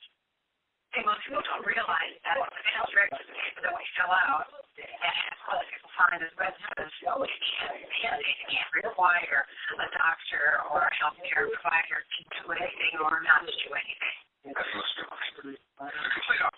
Actually, in order for those wishes to have any force, they have to be reduced to a medical order. But only 2 states have well-established systems to ensure that a medical order regarding life-sustaining treatment will be respected throughout the healthcare system. In other states, there is no guarantee. Barbara Mancini's court case dragged on for months. The compassionate choices helped pay some for attorney's fees, but legal bills mounted. And so she said, to the stress on her family. Do you feel like you have a suicide? No, I didn't. I felt like what I did was hand my father his mess. Now, he didn't tell me I'm going to kill myself today. He asked me for the mess. Pennsylvania had a law like they have in Oregon. Things would have been different. I do. And I also feel that he should have had the option if he wanted it. But Dr. Vaya reviewed Joe Yorshaw's records at her request, questions whether Yorshaw would have needed a death with dignity law to end his life if he had simply received better end-of-life care from his hospice. If I was his family, I would have been livid. Why? They were just doing the regulatory minimum for Mr. Yorshaw. And they weren't really addressing the suffering to the extent it needed to be. In a statement, the Hospice of Central Pennsylvania said, by law, we are unable to comment on this specific case, but the care we provide greatly exceeds the regulatory minimum. Asked by a public place to the Yorshaw home, the hospice said its nurses must obey the law, and state law makes it a crime to self-mutilation and other committing suicide.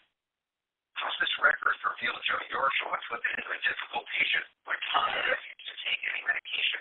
But the records also show Yorshaw repeatedly told hospice workers that he suffered from pain all over and felt that by living, he was being a burden to his family. I think that this case is emblematic of how we are failing elders, chronically ill people, vulnerable people in America, failing out in so many ways. We are, not treating people's suffering. We are making them feel undignified.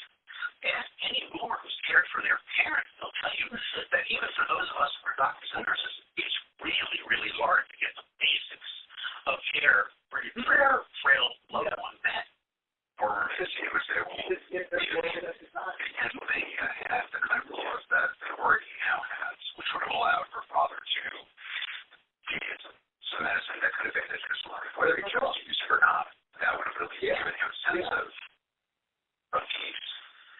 So what we're saying to Mr. Yorshaw is, we're not going to treat your pain. We're not going to train your doctors to counsel you. We're going to basically ignore you. But don't worry, because if the time comes when you're feeling helpless, we can write that prescription. We have one world to that a progressive, positive development. Is it possible that your father swallowed that morphine because he was in a lot of pain and he didn't want to be a burden to your family rather than a real desire to end his life? That's certainly quite possible. Well, is that an argument for better end-of-life care as opposed to death-with-dignity care? I don't know why better end-of-life care and death-with-dignity can't coexist. Why not? The year after Barbara Mancini was arrested, the state judge dismissed the charges against her, ruling that the prosecution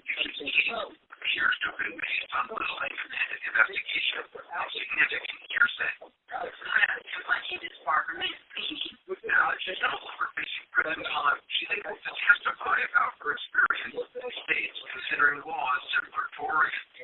She's back at work now. Told us she's still struggling to come to terms with what happened to her father. There were some nights on my way to bed, and I just revisited the whole thing. And a lot of it has to do with what happened to me. More of it has to do with picturing him lying there in that ER. I was crying out. And when I read it in the hospital record, the way he showed me. Yes, because the way he went, it was exactly the way he did want it. And no control. In pain, having done to him. I feel terrible.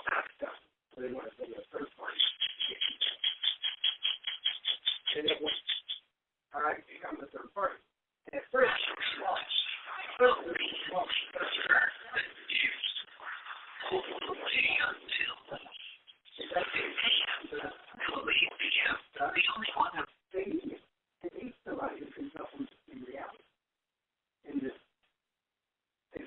then I realized also what is reality. If they both see reality together, then that means they're just going to get When my ears spent east into the Yukon, a pristine area in northwest Canada, just east of Alaska. It's been more bust and boom since then, but recently, until a stream of money has been rushing into the Yukon, partly because of the discoveries of one prospector. He used to be a tenuous trapper and mushroom picker, but the gold he says he's found will be worth millions. And that might be just the beginning, because the government has decided to open a whole new stretch of wilderness to mine. Hunters and prospectors are the secret of life. But we decided to take our chances and see what's happening in the Yukon. The place has changed very little since the first gold mine over 100 years ago. It's one of the most remote stretches of wilderness in North America. It's more beautiful than people. Thousands of oil from them cross their annual migration. The Canadian territory is bigger than California, but only 36,000 people live here in scattered communities like Dawson, a dirt road town next to the Yukon River that was ground zero for the first gold rush. The northwest field of the town. Still dance and gamble. A diamond 230 with tourists. And look, you can tell them apart. The tourists come here for the history and tan like the old timers. A lot of the old miners still work around town. They bring their discoveries in mason jars and coffee cans to an unmarked shack. That's where Simon works. Here's one. The iron miners goes and builds a town. Campers with guards and guns with Simon asked us not to use his last name or reveal his address. Just for the night is this. Proving the gold doesn't really matter until you give it a scrubbing and turn it into a dazzling bar worth $200,000. Have you ever sort of calculated how much gold has passed for this shit in the last 18 years? I wouldn't want to comment on it, but there's been a bit. Yeah. One guy we've been hanging out with said that he gets you like $10 million worth a year. That's pretty good. Yeah, he probably does. But why is everybody so secretive around here? Well, who knows? You know, it's like everybody's bank account. You're not going to flop your check. You're not going to choke it down. In the last couple of years, 30,000 miners burst into Dawson. Some started rich. Many others went broke. We're done. Dawson looks pretty much the same today. You can still see the old miner shack, renamed Bonanza Creek, where the first gold was discovered. It's called Bonanza Gold. They use it for river gold. The old prospectors went for shaft under the rig. John Ryan, a prospector, says a lot of Bonanza gold has been right here. They figure at the turn of the century, there was somewhere between 13 and 20 million ounces. Which is worth $1 billion. Right now, that'd be worth well over, between $13 and $20 billion. But it's not as huge as they're still mining the same creeks and riverbanks. The miners use backhoes now. Off the gold sands, you've seen plenty of good movies. Ian Brian Thomas is taking dirt that's already been mined once. He's looking for leftovers. His equipment separates rock from dirt and then gives the dirt a head. Find out if it goes. How you doing? Here's the feedback that is. In other words, you don't really want to answer the question, not really. Dave Miller also didn't want to tell us how much gold he finds, but he did show us the first elect device he uses to separate the gold from dirt. I mean, that looks like gold. Yeah, that is gold. That is placer gold. There's about 2 ounces of gold in there. Okay. So that's $2,400. Even $2,400. Yeah. Then Miller showed us the most valuable item always found in 40 years, the 3-ounce nugget. Now that's impressive. He let you hold it for a while, but just for a while. There are no free samples. We don't find too many nuggets anymore. This is big stuff compared to what we find today. The joint venture Sean Ryan said he found a lot of big stuff, and investors have poured money into the Yukon because of it. Ryan doesn't pick up riverbanks, they prospect in the mountains. It's more challenging. But if you do it right, he says, infinitely more lucrative. So now you're supposed to play there. And look at you, you don't look like a multi-millionaire. Well, listen, all I feel like is a turtle that just found the big acorn patch. I gotta put an acorn in the base of the tree. So you don't really change. Not that long ago, Sean Ryan was dead broke. To survive, he shared animals and take pleasures. He says you can make $1,000 a season picking these delectable morels. When we heard that one from picking helped Brian become a buster, we went to track him down on a steep, burned-out mountainside, where he still picks mushrooms for fun. Oh, yeah, that's what I started by liking. Yeah, but how do you know where to look? Well, that's where you research it. These mushrooms come 1 year after a forest fire. It only happens for a month. It's kind of like magic. They magically appear, and it's only in that period of time in history. And then they go dormant for the next 200 or 300 years or until the next forest fire. The magic mushrooms got him through some pretty tough times. We lived in a 300-foot square shack, turn-of-the-century cabin, with no running water or electricity. Were you warm up in the wintertime? Pretty well. Sometimes your hair would get stuck to the back wall if it was 40 below. When there was money to spare, Brian could afford to do aerial surveys of charred forests. He started researching soil quality, topography, and the contour of the land. He found even more mushrooms and discovered that the same research that helped him find the morels could help him find gold.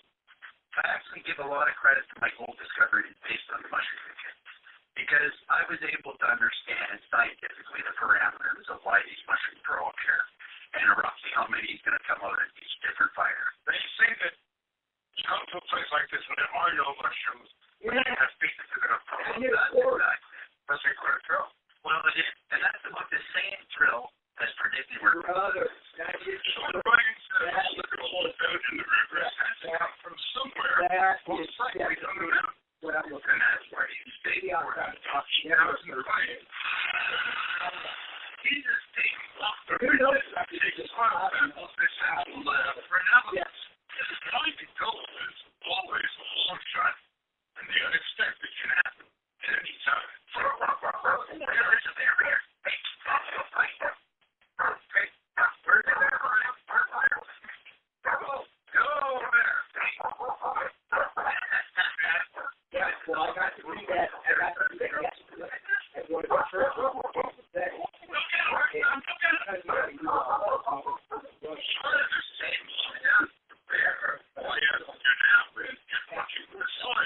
So the idea is that while we run these branches, he taught himself how to study maps and surveys and how to use a computer to help evaluate his land and try to find the pigs are when dangerous. Yeah. Okay, but the parts are sensitive. Actually, what would you know? I did 1 in 10,000.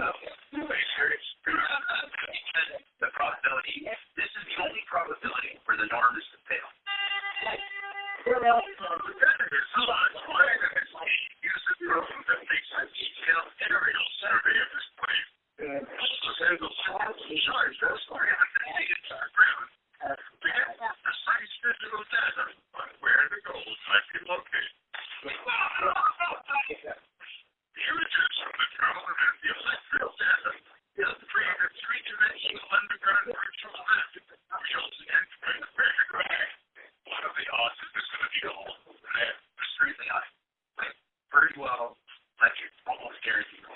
So they got you with lots of samples. Sean Ryan, the biggest gold prospector in the Yukon, and believes he's found 7 million ounces of gold. But he doesn't actually mine the gold himself. He opts into larger companies and keeps the royalties. Ryan says he expects to get in a few years.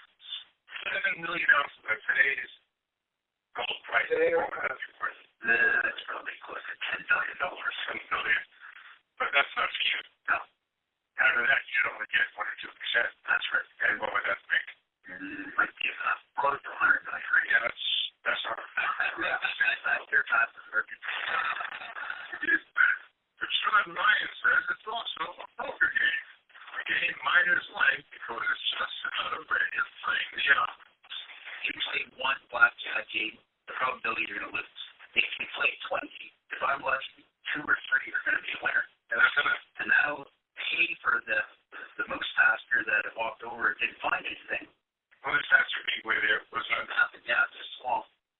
But it's actually in the moose pastures and the caribou migration routes north of Dawson where the next gold rush could take place. It's going to be a watershed and is believed to be rich in minerals. What's the deal?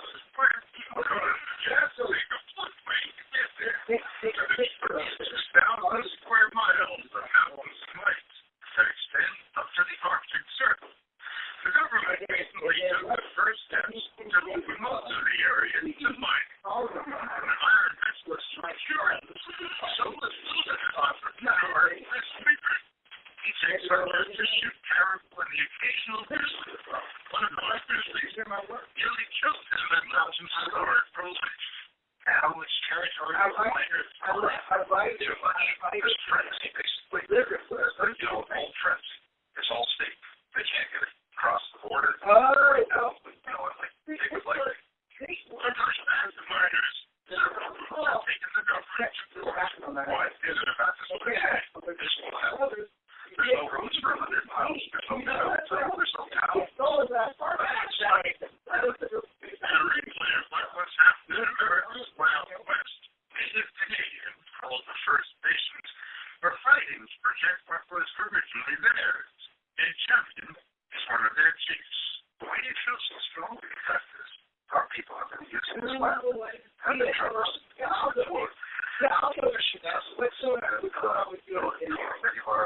people spend their lives in their churches. Has to go. And once you're opening it up, 70% of the land to the government and what the government decides, you no longer have any control over what they do. That's a major concern. The biggest concern is that the business returned from this into this. And then just south of the field literature, all it would take would be one room. The mining companies promise that they'll leave it as pristine as they can. There's no such thing as pristine. Why? That's been bad. Sean Ryan hopes the business will be opened up for mining because it would create jobs. But he's not going there. He talks about the mushrooms around Dawson and believes that this is where he might just find what men have been searching for in the Yukon for 100 years. There's still this elusive source of the Klondike. Yes, and nobody's ever found that yet. I'll tell you what keeps me up at night. I fear to stop a mile short of the next port of Boston. So that's what keeps me going. And now, after all this time, you still get a thrill. I get so excited sometimes. I feel like an 8-year-old on an Easter egg hunt. You know, when you're out there and you find another Easter egg, well, there's another Easter egg in your house.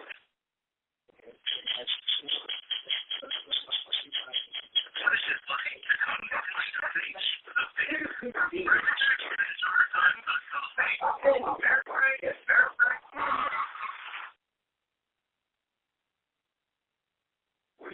What do you need from me to get in motion or to set yourself up essentially, what do you mean? Yes, taxes go unpaid. Corruption is a overstuff. Yeah, now some of us most endangered rattlers are being saved, not by the government, but by a more respected Italian institution, the fashion business. It stepped in to rescue some of Italy's most iconic sites, one of them, the very symbol of its French violence and inventive history, the Colosseum in Rome. This stunning time of sight just a plant called the Eternal Tree. Also, the great area, a vast landscape of the sacred and profane. An architectural life, especially when it comes to services. And the endless Colosseum that ran surviving wonder of the ages. Memorial to the highest of the all of the imperial Rome. The place truly colossal. You speak about 50,000 people, but this number depends on how wide you think the Roman behind was. If you think behind, then you can calculate less. Well, behind or calculate more. This is how long it is ago. Next side to side, Professor Timothy Bowles is the director of the American Academy in Rome and an expert on ancient Mediterranean history. Every inch of the Colosseum. She's taking us to the very top of the Victoria for a site that over the centuries very few people have seen firsthand. You are terrified. Extraordinary. This is where the poor people die. Really is the scale of the building here, though. Deep fishing. How big is it? People are pissed. The place was built by the hands of slaves in just 10 years, finished near a half century after the crucifixion. The performers here were gladiators, while then even comedians. I gather that this place was the entertainment center of the Broadway of the museum. Yes. In a way, the whole point is to produce a marvel, to produce a spectacle that would have amazed the audience. The people with the most power, senators, are out of office. And the people with least power, the slaves and the women, are up to jobs.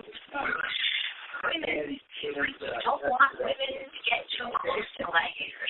Because you're British here, the years, the Roman one is that you're a slave. They're going to kill you one day in your bed. And the second fear is that your wife is going to run off with a slave like a gladiator. This is what everyone's afraid of. That is what the women are up to. So I know the gladiators slaves that were They were. In return to Hollywood, My brother, we had the most marvelous conversation, and wasn't it just recently, one of you that I was telling, how brother Patrick and I, we just, like, I have to force, and it's almost never, well, no, he reaches out to me, but never like a phone call, like a call like that, right? But we're going to have a great conversation. He's working at the school as a janitor, okay? The college. Yeah, now, so now, you know, he's retired. So he took this job. Well, here's why he took it. He was out with a friend before he had the job. He was out with a friend. He told his friend, he goes, you know, I really like to go to school. I really regret not having gone to college. But they're like, I really want you to go. Now it's just this. I never did it. I said, I wish I could afford to do that. And the guy said, you know what? I work at the school, the college. They have some positions over there. Any employee gets 6 free credits for a semester. And brother Pat was all over it. And it was a janitor, and they hired him. No, not a janitor. I mean, he's a nice, he's a security, nighttime security. Security. But anyhow, the point is, he's going to school. And I said, Spirit, I said, brother, you sound so alive. He says, oh, Tim, you just don't have any idea. He said, I am back in school, and I am a straight A student. He said, I love it. I'm so sorry I didn't do it when I was a kid. He said, you know, I just didn't have the right thinking. And he goes, I am having so much fun. And he goes, I love being around these kids. He said, it's not a skill to mentor these kids. These kids talk about stuff, and he goes, and I think to myself, oh, boy, you don't even know. He said, of course I don't say that to them, but I'm able to give them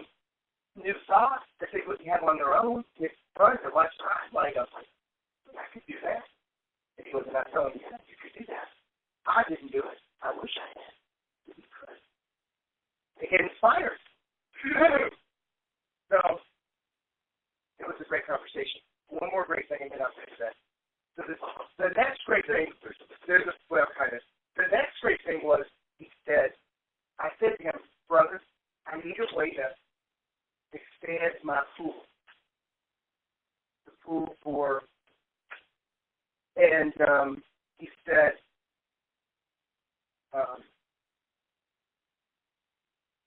look, I have this counselor at school, and he told me how he built his business, and he goes, he's a motivational speaker. And he said that he puts books out for every free gig he could do anywhere for anybody. If they wanted a speaker, he would speak on any topic they hated. And he said he got all kinds of free gigs, and that's how he built his business. I said, I think that's brilliant. I could do that. He goes, I know, Thomas. You've been talking your whole life. You've been on stage since it's fall back to back Green Network. He said, that one thing, this is what my brother gave me that really rocks the world. He said, that one thing you can't teach people. He said, so that sets you apart right there. The fact that you can get in front of 300, 400 people and speak. He said, that's just not the norm. And he goes, and you'll study any topic. I said, why not that? So I don't know how to fish that out, but I'm going to start with talking to my people. And he said, you know, all the interest people, maybe they need a little inspirational talk. That's right, for nothing, for free. Okay, so anyway, I got excited about that. Isn't it great? Tell me keep it in existence if I forget it tomorrow. Oh, no, you don't forget. It's pretty easy, yeah. So tomorrow, then he said, I said, okay, well, I said, listen to my calls, brother. You haven't been on any of my calls right now. I said, listen to tonight's calls. It was a really good call. I think you'd enjoy it. And he goes, well, I think I need your divorce mediation service. I said, what? He goes, I've had it. He goes, I've just had it. I don't care what it costs me. I'll give away everything. I do not care. I am done. I am unwilling to spend another 20 years of my life the way I spent the last 20. I said, really? Oh, he said, yeah. He goes, no. He said, I thought I was doing the right thing.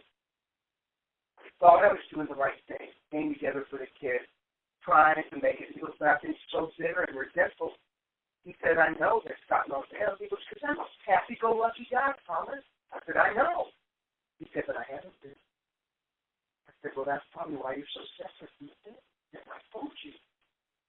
And I said, so I don't know what it's going to be like for your kids. I said, I will say this. He said, it's going to be a storm. I said, here's the thing. If they see you being more yourself, more self-expressed, really and honestly happy, the dust will settle quickly for them because that's all they want. They didn't get to have that. They don't even know that you're that guy. That's what's funny. Like, I know that guy. They don't even know that guy. So, anyway, I'm a little sad about it, but good for him. He tell you what. He gets miserable. I think that's what he can tell. Now, when people are miserable, I figure they can make up anything they want, but misery is just pure misery. He said she's a drama queen. He did say that. I said, so how do you think she's going to take it? He goes, oh, boy, I couldn't be there. She doesn't know yet. I said, I heard he's going to blind say. Well, I don't know about that, but he said, I said, so how's it going to be? For her, he goes, oh, my God, this is going to be terrible. I said, really? Is it because she wants to marry? He goes, no, she's just a drama queen. She's got to make it real dramatic. And he goes, yeah, she'll get through it and everything will be fine. He said, I just figure half of what I got, fine. More than half of what I got, fine. I just want to walk. I want my life. I was like, okay, good for you. I'm proud of you. I am. I'm proud of you for going to school. I'm proud of you for waking up. I'm proud of you for being committed not to live the next 20 years, the way you live the last 20 years. See, I coached her before. Let me tell you something. Because I know things that I wish I didn't know. That's the only bad thing about coaching your family. That she called me anytime and talked to me, heart to heart, confidentially. And it's been really hard on me to keep it to myself all these years. No, you mean my experience? She was confiding in me. not talking about him. She was confiding in me about her. Oh, yeah, right, okay, yeah.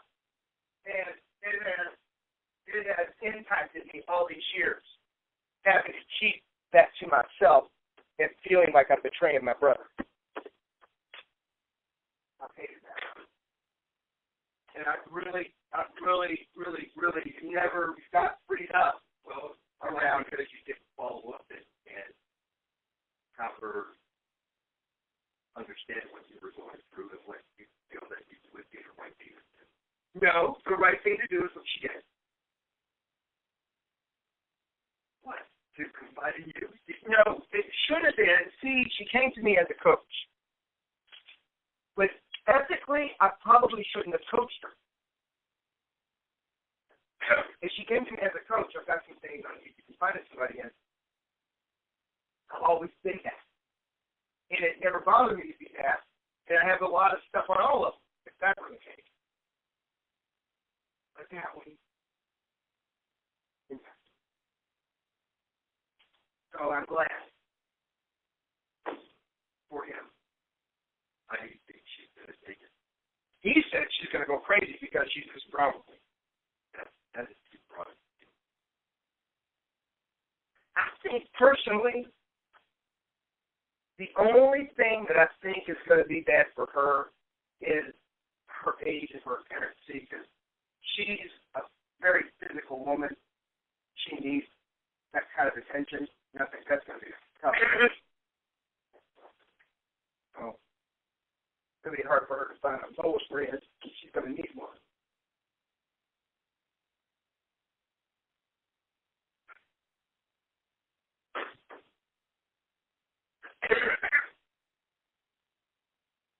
So you guys didn't talk about Steve at all? No. Other than I asked him, I said, please talk to the kids and let them know that you haven't been yourself their whole life, that you really want them to get, a real you.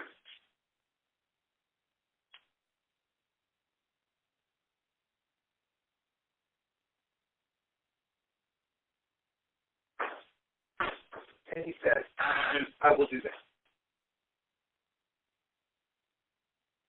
The moment in Gladiator where Russell Crowe walks out right where we are. Physical use the filmmakers high marks for the historical accuracy of their computer recreation of the Colosseum. The whole drama is really the reenactment of Roman conflict. It's like something we want to be like. What do you want to be? Oh, what's happening? The basement.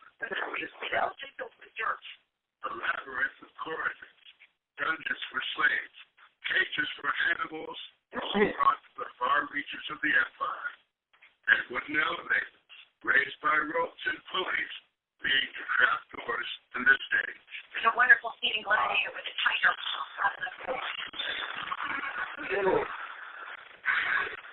This is exactly the kind of thing that would have been used to wow the audience. Yeah. They're talking about the Colosseum. Yeah. Which I went to see. Yeah. They're talking about, all these ancient ruins are deteriorating, and the government doesn't have the money to restore them. Oh. So guess who's helping, providing the money to restore all these ancient monuments? China. United States? The fashion world. Oh, really? Yes. Oh, wow. Where are they getting that money? Are you kidding me? The fashion world. The fashion world? They're rich. Yeah, I mean, they generate millions and millions of dollars every year from fashion shows